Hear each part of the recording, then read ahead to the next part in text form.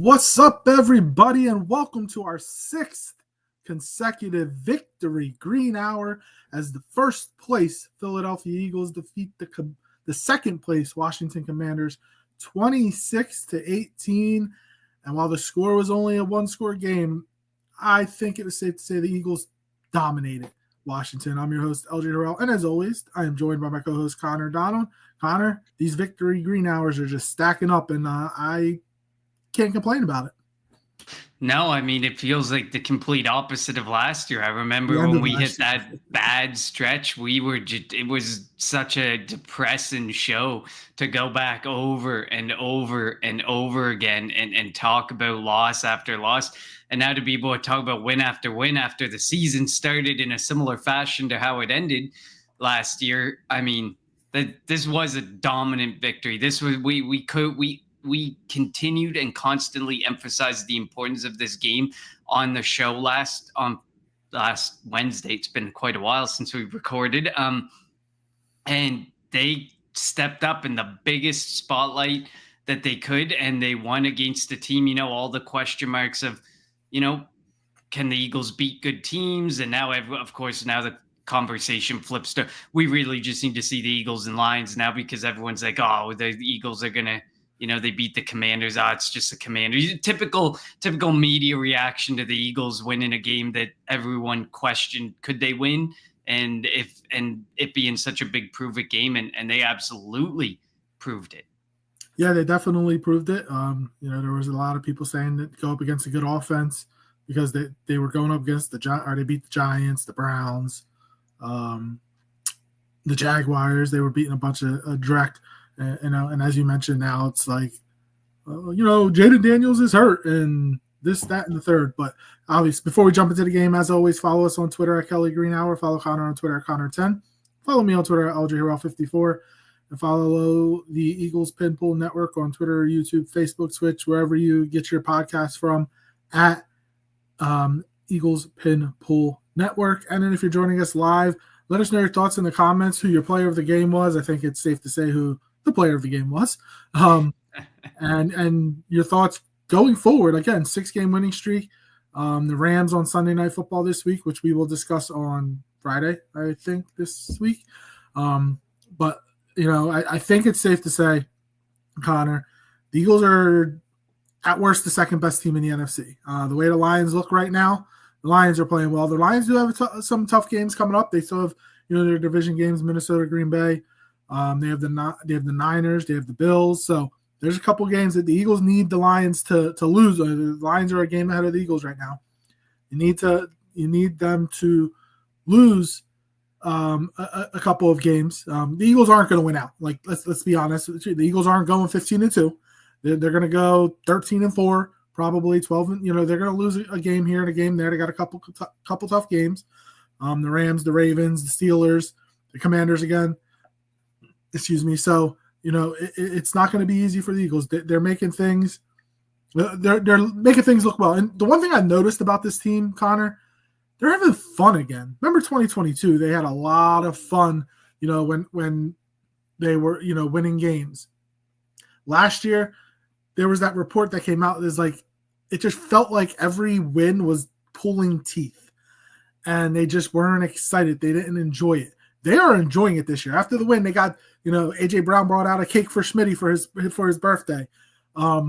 If you remember that San Francisco game last year, when San Francisco came out on the field and they ran up, they ran through the Eagles defensive, huddle or whatever it was, and nobody did anything. Well, there was a play in the game where I think it was either Biotish or Cosme, whoever was going to push somebody, and Milton Williams, and there were 3 or 4 different Eagles that pushed back. This team loves each other. They love playing for each other, and they're not going to take crap from anybody. They're going to be physical, and if you're going to try to punch them in the mouth, they're going to come right back and punch you even harder in the mouth.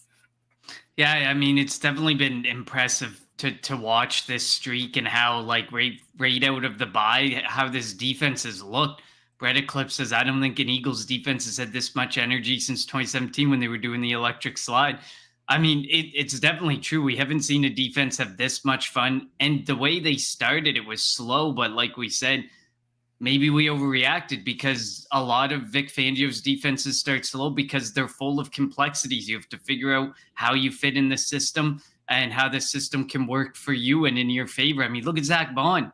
I mean, I know you said I think it's obvious who the player of the game is. I mean, if you look at both sides of the ball, Zach Baun and Saquon Barkley are two such important pieces. Like, I understand the offense would not look like this without Saquon Barkley. Of course, there's another conversation to be had. We're undefeated with A.J. Brown in the lineup. We have losses with Barkley in the lineup, but Brown out of the lineup. So who's more important, the debate between Barkley and Brown? Obviously, we want them both. But Zach Baun, this defense would not look the way it does without Zach Baun being in it and being the way that he has been. Like, I think he's definitely – I think as the season rolls on, you could definitely have a debate about who's the MVP of this team for this season, because it's been huge. Both of them have played such pivotal roles. And I think if you did a vote, I think Saquon Barkley would win out kind of overwhelmingly in a poll, but just because offense beats out defense when it comes to, key players, MVPs, you're never going to see an MVP come on the defensive side of the ball. You'd have to have an absolutely meteoric season to nowadays have that happen. But this team is definitely having fun. This is looking good. This defense is looking good. It's fun to watch the Eagles after that stretch last season and the stretch, to start the season. We felt like we were like, oh no, here we go again. But it was fun. And like, there was a lot of talk, like heading into the matchup, like, who would you rather, Jayden Daniels or Jalen Hurts as your quarterback? And it felt like overwhelmingly people were picking Jayden Daniels, obviously. And I don't know if overwhelmingly you can say that, because now Jayden Daniels has one of his toughest games of the season against an extremely good defense, one of the top 3 defenses, if not top 1 defense since the bye week. And he didn't look good. And I know that some people are going to say, oh, the injury. Jalen Hurts has an ankle injury. Nick Sirianni let it slip that Jalen Hurts is playing through something. Everybody's playing through something. It's about how you play through it and can win in the face of adversity. And Jayden Daniels couldn't, because, that offensive line is middle of the pack. They've looked really good because Jayden Daniels was able to get the ball out quick. And against his Eagles defense, things just became a lot harder for Jayden Daniels. They were in his face. Jalen Carter had another really good game, and he just didn't look like the Jayden Daniels of, the weeks prior, because he met some really good competition defensively. Yeah, I mean, he's lost to Pennsylvania teams back-to-back weeks. Pittsburgh, who has a good defense, and the Eagles. Bertclip says, I've been watching various clips of the defense on Twitter and stuff. The level of communication they have in coverage is so insanely smooth. It's almost creepy how synchronized they are. And it's crazy that you say that, because if you think about it, Quinyon Mitchell, rookie. Cooper DeJean, rookie. Reed Blankenship is young. CJGJ's 26. Nakobe Dean is young. Nolan Smith is young. Jalen Carter, Jordan Davis. Like, this is an insanely young defense.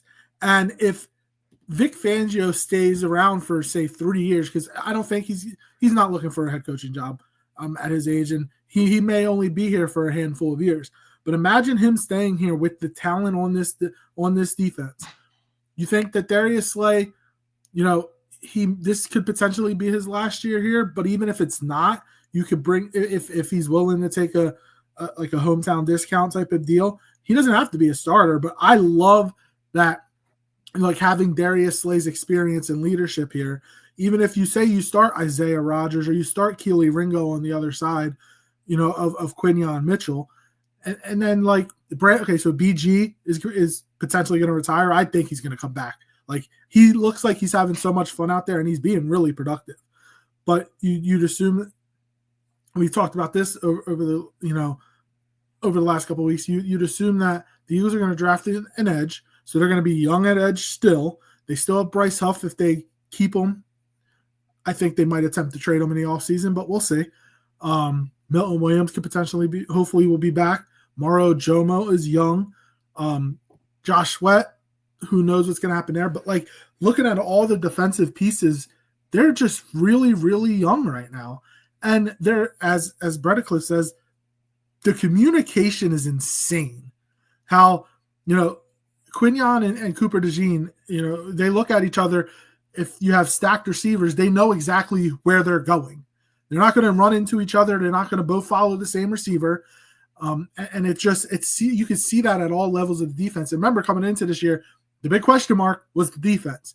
And usually for the Eagles, it's the front four is the strength, and then it's the back seven that we have to worry about.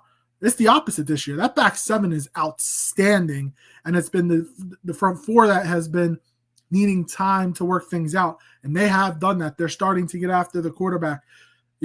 We've talked about it time and time again how sacks and turnovers come in bunches, and that's what has happened for this Eagles defense, and that's why they are top 5 defense in the NFL right now. Yeah, absolutely. I mean, you hit on a lot of great points. They are still super young, and I know that at the end of the day, we're going to be disappointed if Graham goes or if Slay has to go or some of these guys their time is up. But at the end of the day, the future is so bright. Like Zach Baun, like we said in the last episode, I think he's about to be 28. He's still got 3, 4, 5 years left in him, and it'd be interesting to see if we bring him back.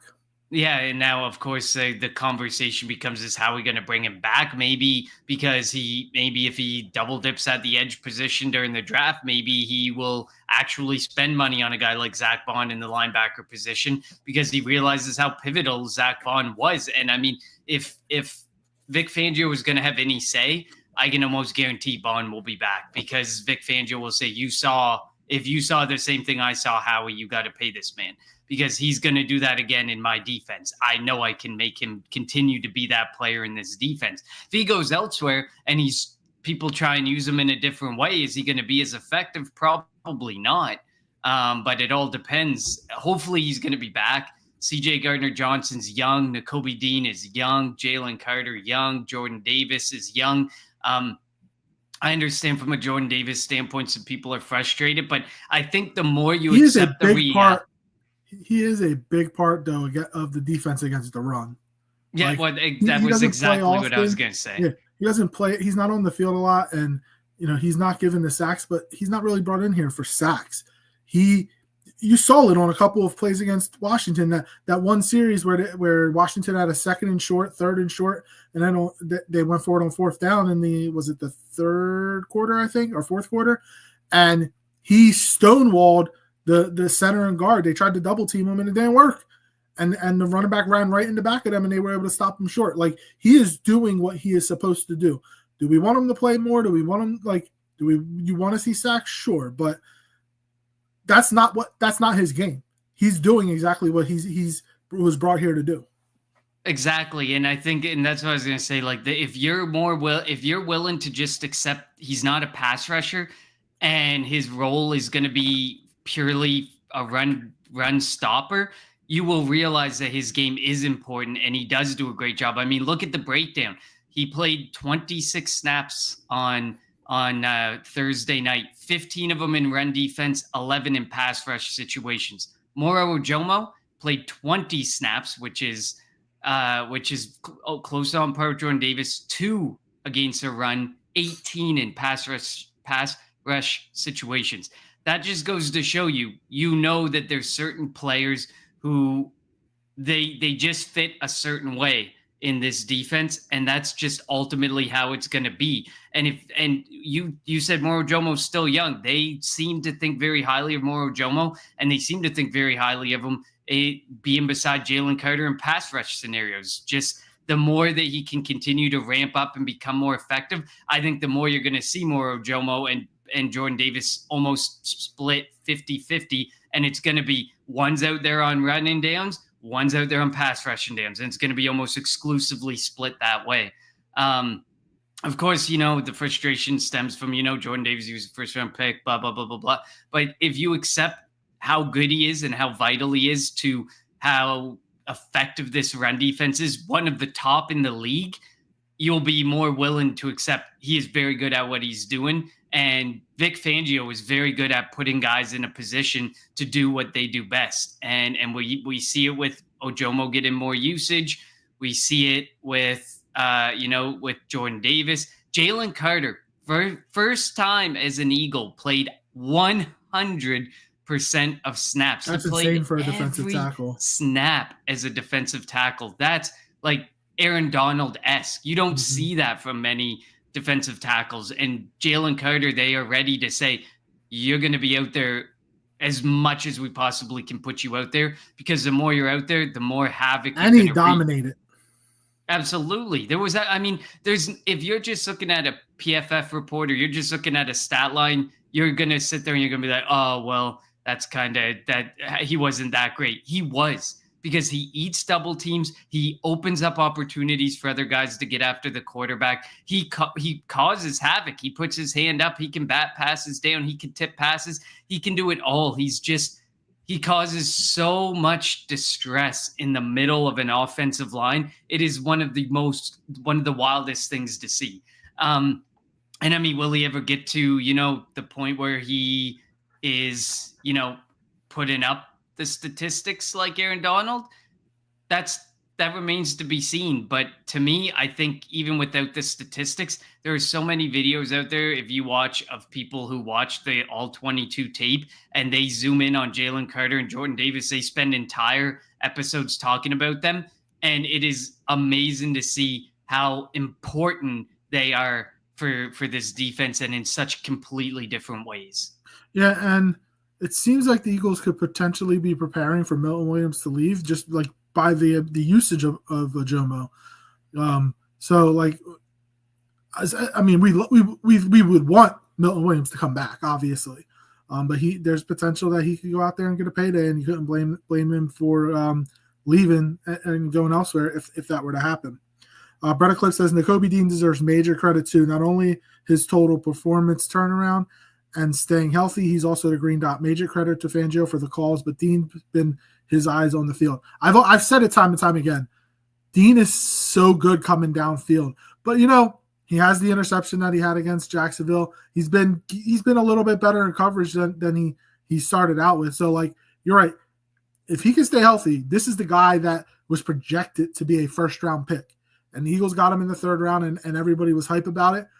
If he can continue this, the sky's the limit for him in this defense. And Baun and him both talk about how having, Carter, Davis, Ojomo in front of them allows them to roam the field, because the offensive line, you want to double team and then get to a backer. It's hard to do that when you have those two dominant forces at the defensive tackle position.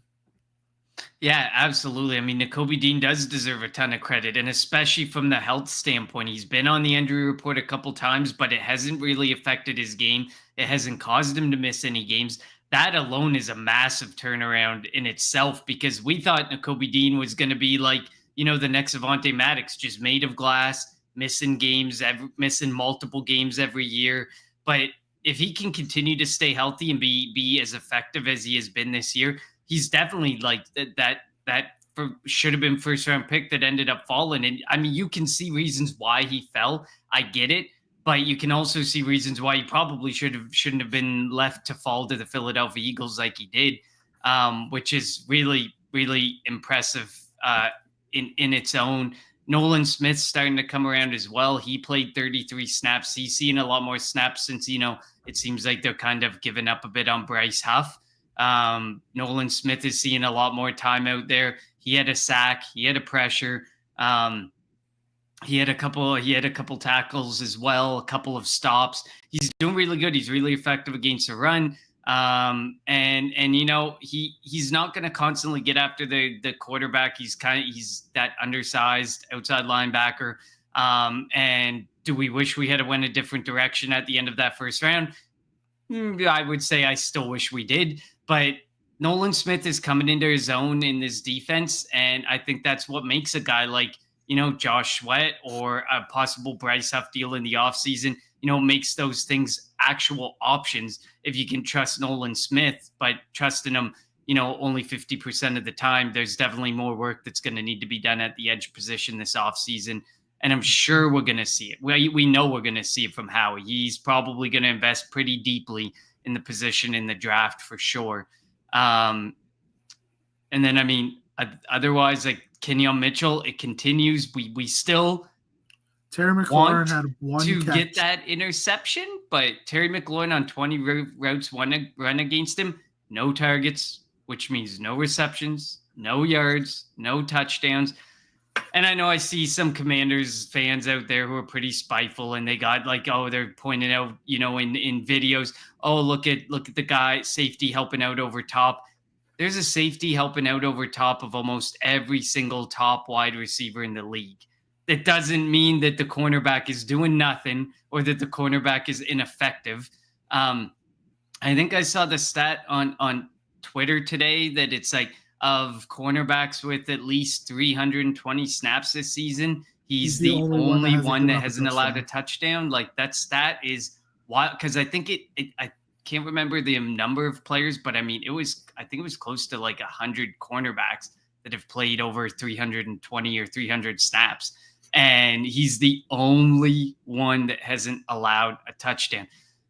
That just goes to show like there's no, and it's a shame because there's no stat out there that will quantify for people how important and how good Kenyon Mitchell is by the fact that they won't even throw his direction. He went up, yeah, he was up against Terry McLaurin on 20 routes or 20 pass plays, and his one catch was on the other side, was against Slay. It's just crazy how fluid he is. Just his like he doesn't. I'm not like his technique is good. He doesn't have the perfect technique, but he has such great like. I don't even know how to describe it. He just knows where to go. He runs routes for receivers, it seems like. I mean, and we'll talk about it more on Friday, but this is going to be a big test for him going up against Puka Nacua and Cooper Kupp, and that's what you like to see for him and Cooper DeJean. Again, Cooper DeJean had a pretty good game as well. Let's see, Brett Eclipse says they were so lost under Desai and Patricia. It's almost comical. Yeah, this defense looks night and day compared to last year. How he's going to send Big Dom on a mission to kidnap and take Baun back if he tries to leave. That's funny. I am still intrigued, though. Like, this is a team. But we also said they don't like to pay running backs, and they did pay Saquon. So maybe Howie is changing his tune just a little bit, and it has to be for a special player. And right now, Zach Baun, like, he's not even making much money this year either. That's the crazy part. Like, that was a bargain, and he's playing at Defensive Player of the Year level right now. I think Carter's almost damn near as important as a guy like Lane, AJ, and Saquon. If you didn't have Jalen Carter in the middle of that defense, say for 1 week because of an injury, it would look so different. Because you almost can't go with a 3-4 look because they just get smothered, the three up front, and then the outside rushers would have no chance of getting after the quarterback because the tackles could actually focus on being on the outside guys. Like I actually tend to agree with this. I mean, I don't know if I would go to there's the debate about, the debate about Saquon and AJ, who's more important, because, we haven't seen the team without Saquon. We have seen the team without AJ Brown. The team without AJ Brown has losses. The team without Lane Johnson has a significant amount of losses, a win percentage much lower. We haven't seen them without Jalen Carter, but I can almost promise that this defense would be far less effective without Jalen Carter. But we hope not to have to see it that way. But yeah. I think with AJ Brown in the lineup, I think today the game on Thursday made it 8-0. And then without him, I mean, we have how many losses on the year? We have 2 losses. So we're 0-2 without AJ Brown in the lineup this year. Well, so we're 1-2 because he didn't play in the Saints game, and we won the Saints game. 1-2. Okay, yeah. So 7. Okay, so it would be 7-0 still as it stands. So it would be 7-0, 1-2. And if you even date back to last year, like we were missing AJ Brown down that stretch of games where we ended up losing whatever was like 6 or 7 games in a row. Well, he got hurt in the Giants game, and then we didn't have him for the playoff game. Yeah. Oh, it was a playoff game. Okay. Yeah. So, but I mean, like it could be a bit of a stretch. We've seen how important Lane Johnson and AJ Brown are. We know Saquon Barkley is the focal point of this offense. From just purely from a touch standpoint, he leads the league in scrimmage yards. So of course he's vitally important, but I would say Jalen Carter is definitely as important defensively. Him and Kenyon Mitchell, I think if we ever missed one of them for a game or two, you would feel it and you would see that impact massively. Oh yeah, I mean, I do like our depth at corner though. Isaiah Rodgers, Keely Ringo, Eli Ricks, like, and then we have, now I'm not saying that he's going to be the end all be all, and I'm not saying that he would come in and be Quinyon Mitchell, but like you kind of have a veteran depth piece who's probably ready to come back. They just don't need him in James Bradbury, and like he's just sitting there chilling on IR right now, and so who knows? Like, obviously we don't want anybody to get hurt, and you don't want to even have to entertain him potentially coming back. But just knowing that they have the depth at corner, like, and it's solid depth too. We always talked about quality over quantity or quantity over quality, and the Eagles always had quantity, but the quality of those players was never very good. Well, the quality of the players that the Eagles have in the secondary right now, very good. And the majority of them are young. Besides Slay and Bradbury, they're all young, and they have a chance to grow together. And like we didn't even talk about Sidney Brown yet. And they have Tristan McCollum. Like they have a bunch of guys that like fill needs on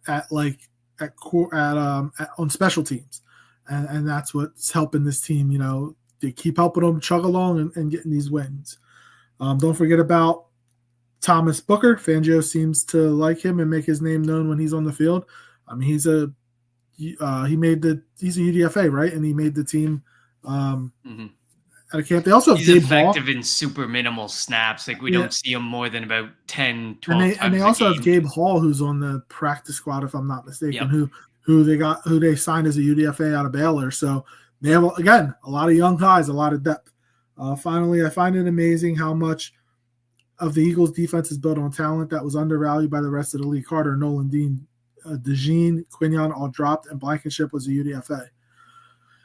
I can't believe Carter dropped to 9. I think that's where we got him at 9. Like, that's crazy. Like, I don't get it.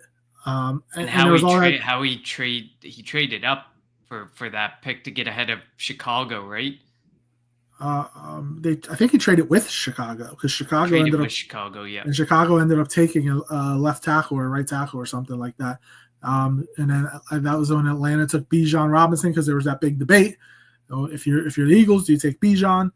I can't, like, Quinyon being the first corner to come off the board, and a lot of people had Quinyon and Cooper DeJean as the top 2 corners in the draft, and the Eagles got both of them.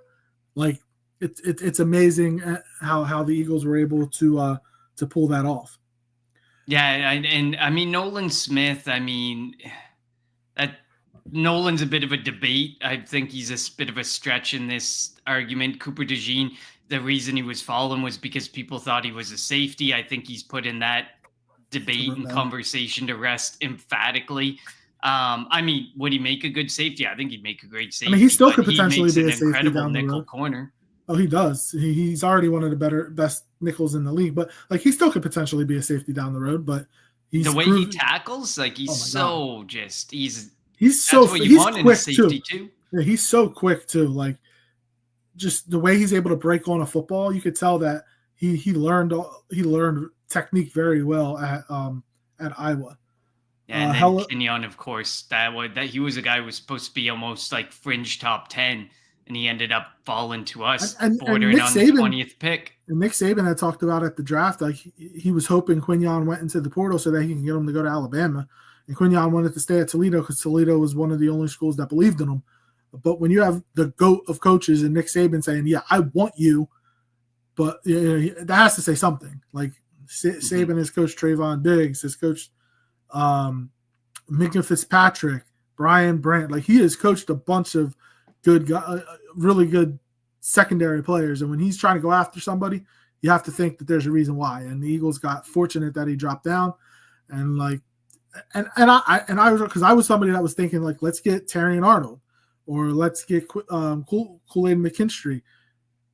Quinyon Mitchell's better than both of them, easily better than both of them. I think Cooper DeJean's better than both of them at this point. Maybe not Terrion Arnold, but he's also playing in the slot. I don't know if he probably could be an outside corner. I'll say that, but it'd be different, I guess you could say, as an outside corner. To be used a bit differently. I don't think you can use him like Kenyon Mitchell. I think you have to use his ability to be more aggressive up at the line of scrimmage. Because he looks quick when he's moving around the middle of the field and in the short distance. But if you took him, 20 yards downfield, is he still going to be as quick and effective? I don't know about that. Holophoner says, feels a lot better having Keely Ringo and Avonte Maddox as your backups instead of Zach McPherson and Eli Ricks. Well, Eli Ricks is still here. McPherson. They see something in him because he's with every injury. With the Jaguars, if I'm not mistaken. Yeah, and with every player that comes back from injury, Eli Ricks continues to survive the cut. So they must see something, or think that if they had to cut him, they wouldn't get him back. It'll be interesting to see what happens when Britton Covey's ready to come back, and if they decide to bring him back. Because as good as Cooper DeJean is at returning punts, you don't want to have that risk of injury, because if he gets hurt and Avonte has to go out there and play nickel, I think we're screwed again. We saw 100% Avonte Maddox snaps, and it was highly unenjoyable for those first 4 weeks before the bye when they finally rolled out Cooper DeJean. Yeah, and then he says that's depth versus depth, and I definitely agree with that. Like, you have the depth because you have a bunch of guys, but then you have the depth that are skilled, like actually talented players. And that's what the Eagles have right now. Let's jump to the offensive side of the ball. Says Chicago is regretting that about the Jalen Carter pick. Probably. I would bet so, yes.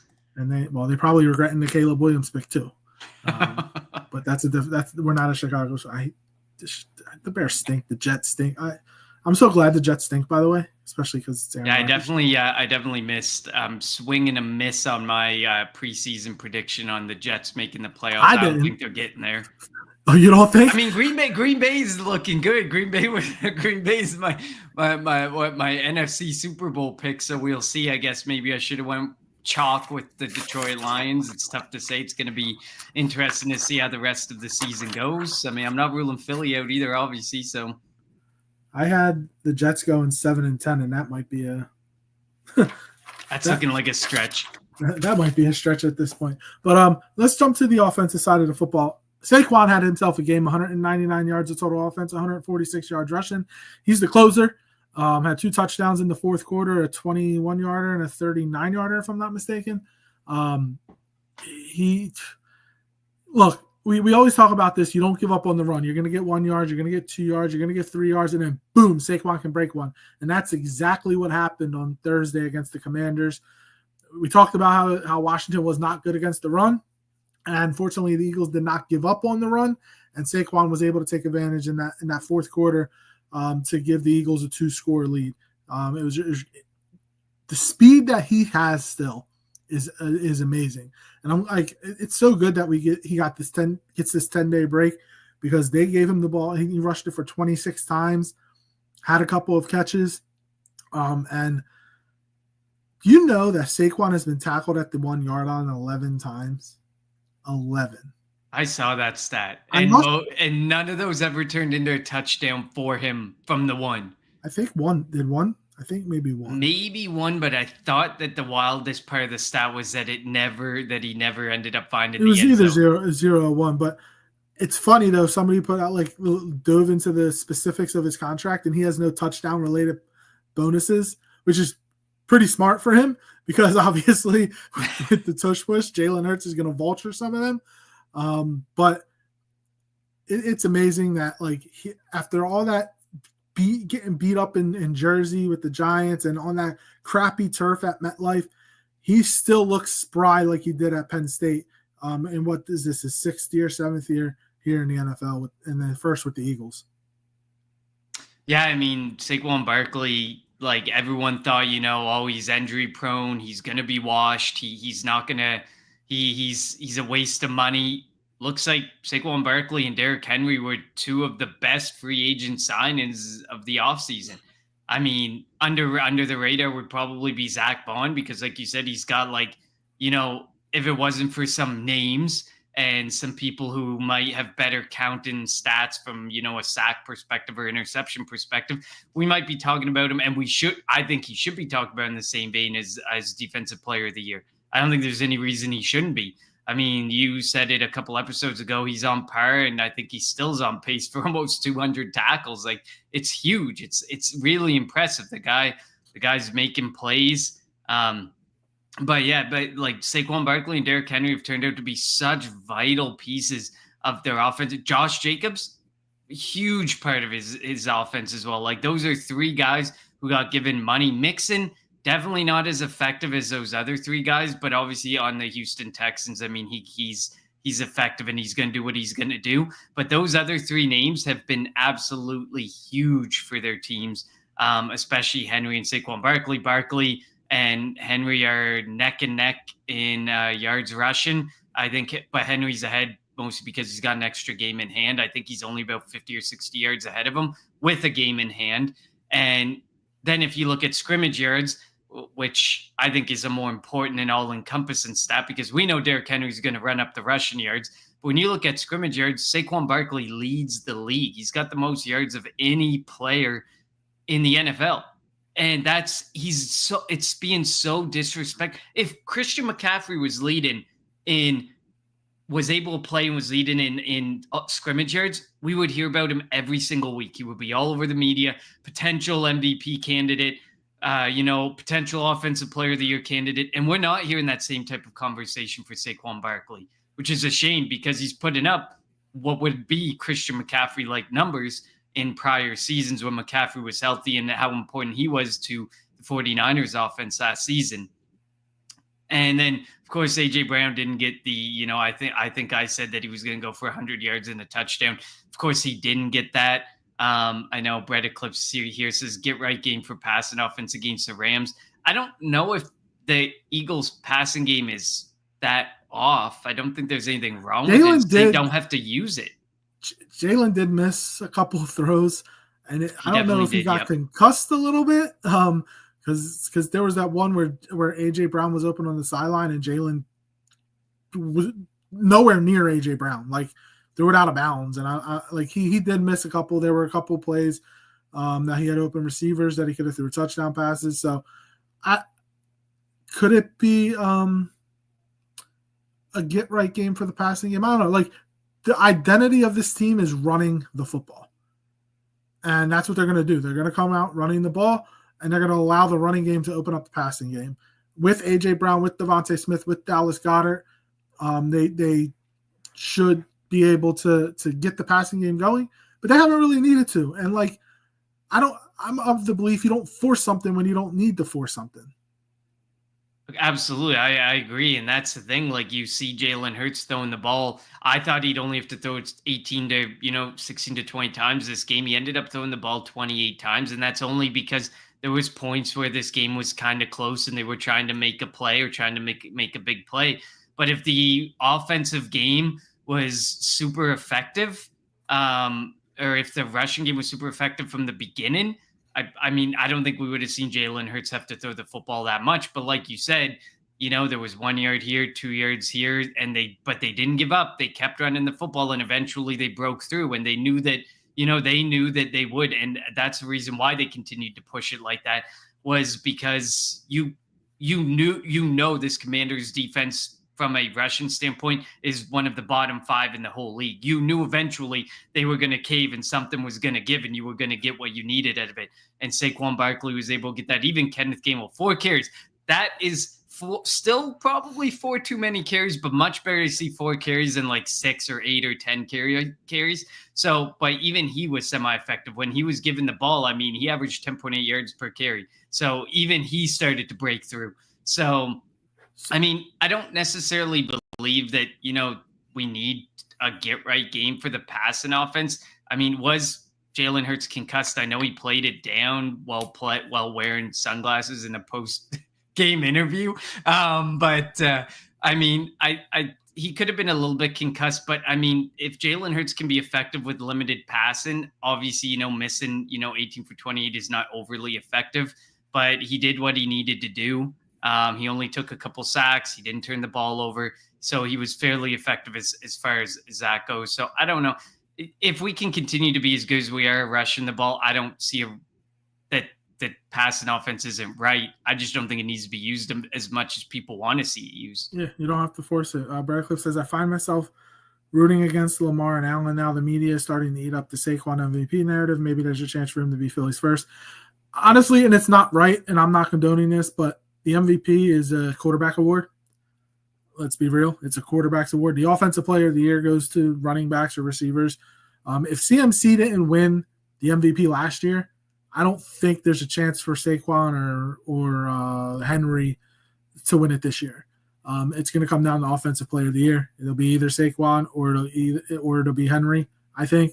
The MVP is going to be Allen, Lamar. It'd be Allen or Lamar, I think. I don't think or Goff. I don't think Mahomes is in the running for that right now. But yeah, so like if we're talking awards, like offensive player of the year could be an Eagle, defensive rookie of the year could be an Eagle, coach of the year. Like it's crazy that like when the Eagles won the Super Bowl in 2017, you know how many coach of the year votes Doug Peterson got? I think one. Could you imagine for a minute, Nick Sirianni getting coach of the year and the amount of people who would probably still want him fired? Like there's going to still continue to be a loud group that is calling for Nick Sirianni's job. There's still some that don't want him to have the job because they're like, well, and I get it, when the end of the season comes and maybe Kellen Moore's getting interviewed again and maybe he gets an opportunity, do you move on from Nick Sirianni to keep Kellen Moore and keep some continuity in the offense? You're not going to get it at this point. Like we're 8-2. The Nick Sirianni getting fired this offseason. I mean, well, we are week 10. I mean, it would have to be similar to last year where the wheels fall off, but I just don't see the wheels falling off the way they're playing this year or since post bye. So. Yeah. I mean, at this point, it's going to be tough to get rid of Sirianni, and I'm not swaying one way or the other. I'm not going to say I want to get rid of him. It'll be intriguing to see if Kellen Moore does get. I think he will get head coaching interviews. It'll be intriguing to see if he goes out there and actually gets a job. Because you mentioned, like you said, if he does get a head coaching job, he's going to take Doug Nussmeier with him, because this is his offense. For the most part, besides Jeff Stoutland and Aaron Moorhead and like Patugla, whatever the hell his name is, like a lot of this offensive staff is Kellen Moore. So that will be really interesting to see, and it'll be another season with Jalen Hurts getting another offensive coordinator. That's why it's so important to have that continuity. I really think like we saw when he had the continuity with Shane Steichen from 2021 to 2022, and 2022 was his best year. He was just the runner-up for the MVP. Would have won the MVP if he didn't get hurt at the end of the year. So, it definitely is important. But yeah, like the offense is doing what they need to do at this point. The game was close. Was only a one possession game because my big question is: do we have a kicker problem? Jake Elliott missed 2 field goals and an extra point. That's 7 points. The Eagles could have had over 30 points. Could have had 33 points against the Commanders. He hasn't hit a field goal over 50 yards this year yet. That's not him. He's 0-for-3 now. One with the 57-yarder. I think he's 0-for-4 after the 57-yard or 51-yarder that he missed on Thursday. So I'm hoping we'll see what happens in LA, but like it's hopeful that we don't have a kicker problem because Jake Elliott has been so clutch for the Eagles. But looking at games yesterday, besides Boswell, who went 6 for 6, Tucker missed a couple. Like there were a bunch of missed field goals. It looks like a lot more than the Eagles have a kicker problem. It was funny. Like somebody texted me and said, did the NFL change the kicking footballs? Could that be why? Like, how in baseball, like they juice the baseballs to get more home runs, and then they unjuice or whatever to bring them down. Like, did the NFL change the kicking balls? Because there were a lot of missed kicks this week, and like I'm not saying there were a couple blocked. Like the Chicago Bears lost because of a blocked field goal. Like, was something just in the water this week for kickers that they. Again, besides Boswell, that they weren't that clutch. Yeah, it's so hard to tell, because the NFL is never going to admit anything or say anything. But yeah, they're making it a lot harder for a kicker to be clutch. And I think we've seen more games lost because of kickers or situations involving kicking than won, which in prior years, there was so many more games we watched where they were won because of kickers and the clutch factor that kickers have. Um, Red Eclipses, I don't know, Connor. Nick Wright was calling Saquon's MVP pick. That's hilarious that but I mean, Quickly, to be fair, Red Eclipse, the conversation has only flowed Saquon Barkley's way like this past week, the last 2 weeks, maybe at most. But for the longest time, it continued to be something's going to happen. He's going to get hurt. The wheels are going to fall. There was always this beaten down of the positive narrative for Saquon Barkley. But it's funny that you mentioned Nick Wright and Emmanuel Acho, two guys who were completely against the signing of Saquon Barkley. Nick Wright said it was the worst move of the offseason. He was going to be useless. it wouldn't make a And difference. Yeah. so it's hilarious that you mentioned those two, because at this point, you really can't take either of them very seriously. He is starting to get the attention of CMC, but just like I agree with what you said, LJ, if CMC didn't get it last year, I mean, would doing another 100 or 200 yards over CMC's numbers make it happen? Like, Now, maybe if he didn't get tackled on the 1 yard line all those times and he turned those into being up to 15 or 20 touchdowns, maybe maybe we're talking something different. Looking at the odds, like you have a Sam Darnold that's ahead of Saquon Barkley. It just goes to show how it's such a quarterback award. That's why I said the most important player to their team is and that's why people force quarterback picks. That's why look, Anthony Richardson, Will Levis, Kenny Pickett. Look at the circumstance with quarterbacks. They are ultimately going to forever and always be considered the most important player on a team, and you have to get one and you have to get it right. And it is the most important position in sports. So you kind of hope that you luck into one. Like, did the Eagles luck into Jalen Hurts? They drafted him in the second round. They had Carson Wentz at the time, just gave him a big contract. And like with Carson Wentz kind of went straight downhill, they had Jalen, and Jalen played well. Redcliffe says, I don't think Kellen Moore gets a job unless we win a Super Bowl, to be honest. Too many better coordinators out there. Bill Belichick, Ben Johnson, Bobby Slowick, Mike Vrabel, Deion Sanders, and Dan Lanning. So I'm intrigued by Deion. I don't know if Deion wants to deal with NFL players. We'll see. Ben Johnson, it doesn't seem like it, but I mean, maybe like if whoever drafts Shedeur Sanders, you are looking for a coach as well, and you're able to convince them, like, we know what you can do, we'll give you a whole bunch of money because we saw what you could do with Shedeur. I mean, that would be Jerry Jones. If he comes to the NFL, it would have to be with Shedeur Sanders. I don't think he comes not with Sanders. Yeah, like Dallas is going to be like a team to watch. They're going to fire Mike McCarthy. Obviously, he played in Dallas. I mean, Jerry Jones played Deion Sanders, but I mean, he's going to downplay everything at this point because he doesn't want to admit this season's a write-off. Yeah. But Ben Johnson, he may not even take a job this year. There's talk that like he can pick his job. He wants to obviously go to the right situation, and like he's got a great thing going in Detroit right now. Like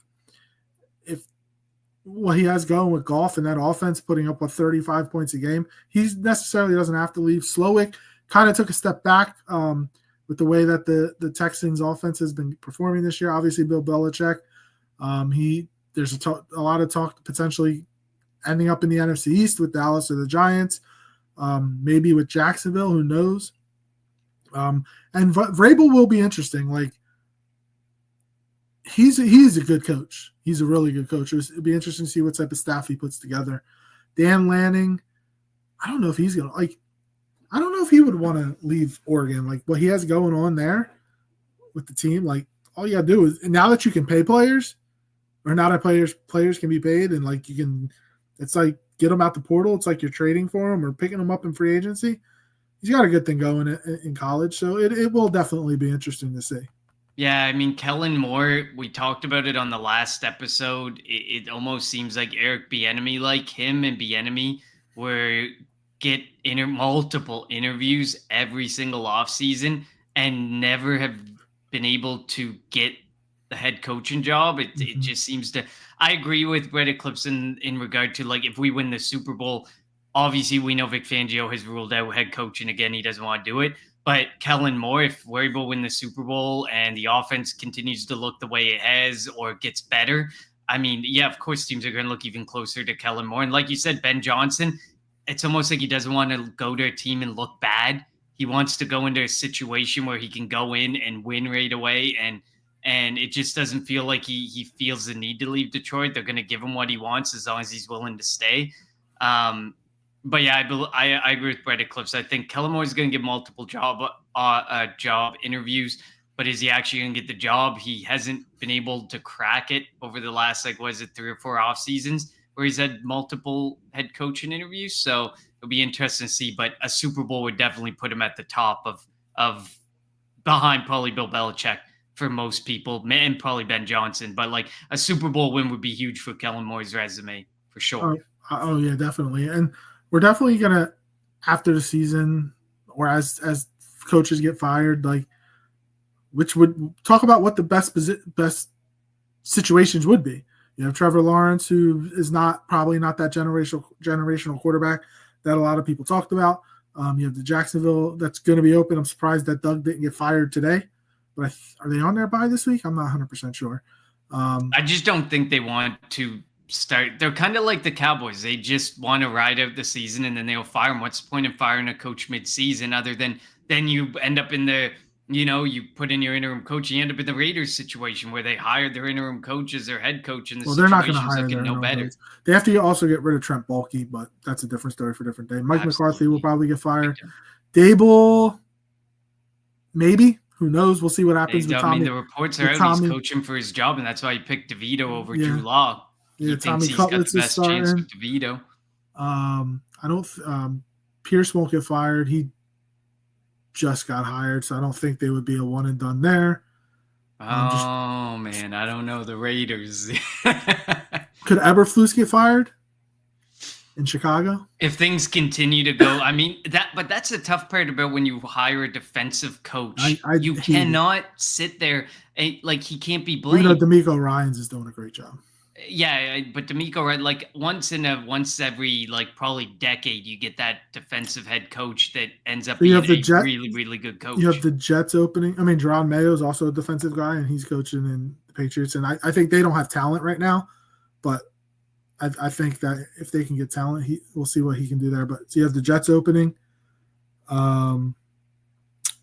Words cannot express how desperately I want to see Jalen Hurts and Kellen Moore's offense with a second year. Agreed. I definitely agree with that. We just want to see him in the same offense for more than 1 year. He hasn't done it even dating back to college. Well, Shane Steichen, but like that first year was kind of like the warm-up year, and then he got the full, package with Shane Steichen, and then he left. So that's about the only repeat, Could Shane offense. Could Shane Steichen get fired by the Colts? And if Kellen Moore got a job, would you bring Shane Steichen back? I mean, it is pretty dicey in Indy right now, going back and forth. They said Richardson would not touch a field again, and then he's back 2 weeks later. It's that, like, I mean, you have to show that you can work with Richardson and improve him. But I mean, I thought Richardson was a reach too. That's why I mentioned him in the earlier conversation about quarterbacks, was because you saw through college he wasn't a very accurate thrower. He was going to be a developmental guy. He just had so many intangibles that you knew teams would just go for it. They suit the intangibles, and how many times has the intangibles, Trey Lance? How many times has the intangibles cost you your pick on a quarterback? Like, it'll be interesting to see. But I mean, I'd bring Shane Steichen back. Look at the success that Jalen Hurts had. And it's not like Shane Steichen's running a completely different offense in Indianapolis. I mean, yes, with Flacco, he has to run it a bit differently than Anthony Richardson. But in all actuality, it would kind of, if Kellen Moore had to go because he got a head coaching job, I would love to have someone like Shane Steichen back where we found success, and it would kind of be like some sort of continuity in a way for Jalen Hurts. But well, hopefully we don't have to see that, but Reddit clips. I was totally waiting for this pod. Waiting to ask a question about Steichen. It would be hilarious, but the answer is a fat yes. Hey, we had to get there eventually. We bring up all the important stuff here. It's a discussion that we didn't want to really have right now, but it helps to have it at the end of the show. But so the Eagles are 8-2 right now, getting set to face the Los Angeles Rams on Sunday Night Football out in LA. The last time the Eagles have to get on a plane will be this weekend until potentially playoff time, potentially the NFC Championship game. Maybe they won't have to until potentially going to the Super Bowl in New Orleans, because their road games are in Washington, train trip, Baltimore, train trip. Then they have the Giants, the Cowboys, the Panthers, and the Steelers all at home. They have four of their last 7 games are at home, and 1 plane trip left. They have it. They have it kind of easy, if I'm not lying. If they can stay healthy and they can continue this stretch, potentially getting the number 1 seed is not out of the question. I can see a world where we only lose one more game and end up with the 14. I think if we get to that point where we only lose one more game between now and week 18, obviously all the starters are going to be rested in week 18 likely, all dependent on the situation with Detroit. But I mean, I can see a world where we only lose one more game. I mean, the Ravens and Steelers just had a wild game this past weekend, and the Steelers ended up beating the Ravens. Ravens defense Steelers are beatable. The Ravens are beatable. Like, you never know what could happen there, but they both are still really good teams, and that's where we're gonna. I mean, the Rams are good, not great. It'll be interesting to see how things go with the Rams. I mean, San Fran's last in that division at 500, which is pretty wild in that division. But some final comments. Heliophoner, I always want guys to get the bag, but I really hope both Baun and Kellen see the benefits of staying in a spot that plays to their strengths. We mentioned Baun earlier. It's just like Van Ginkel, except Van Ginkel went off, and they continue to use Van Ginkel the way that he was used in Miami. And it's all important. That's because of Brian Flores. Exactly, but it's all important if you're going to bring Baun on that you are able to use him the same way Vic Fangio's using him, or else you're going to get the special teamer that he was in prior seasons. Just don't let Jared Verse get sacks to ruin Kenyon's Defensive Rookie of the Year campaign. True. I mean, let's be serious. Kenyon has to get one interception. He has to make his case to be a Defensive Rookie of the Year. Being a shutdown corner isn't going to win it for you. Stafford's going to be slinging it too, so.